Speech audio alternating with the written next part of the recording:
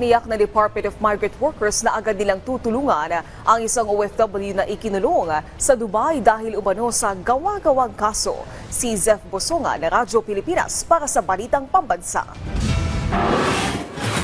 Sana po matulungan yung anak ko na makauwi na ng Pilipinas. Emosyonal na humingi ng tulong sa himpilan ng Radyo Pilipinas si Nanay Susan, ina ng OFW sa Dubai. Sa huling pag-uusap kasi nila ng anak niya na itinago sa pangalang Shaila, nakulong ang OFW matapos utusan mag-deposit ng pera ng karelasyon ng kanyang amo na ginagamit pala sa iligal. Pero sa halip na kaso tungkol dito ang dapat kaharapin ng anak, gawa-gawang kaso raw ang isinampa kay Shaila. Kasi inilis yung apila ng anak ko.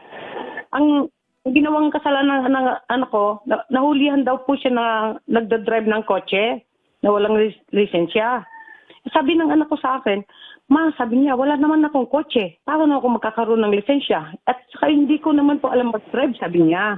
Sa pamamagitan ng tulay para sa serbisyo publiko, agad itong inilapit ng Radyo Pilipinas kay Migrant Workers Secretary Hans Leo Kakdak. Pagtitiyak ni Secretary Kakdak, agad niyang papupuntahan para malaman ang sitwasyon ni Shaila sa Dubai. Papupuntahan po natin para maasikaso po yung kaso niya at kung tama pagkadinig ko ay na-dismiss na rin at siguro nakatanungan bakit pa siya nasa kustodiya ng otoridad.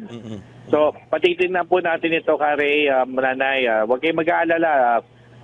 Magaling po yung abogado natin doon. Mula sa Radyo Pilipinas, Zef Bosongan para sa Balitang Pambansa.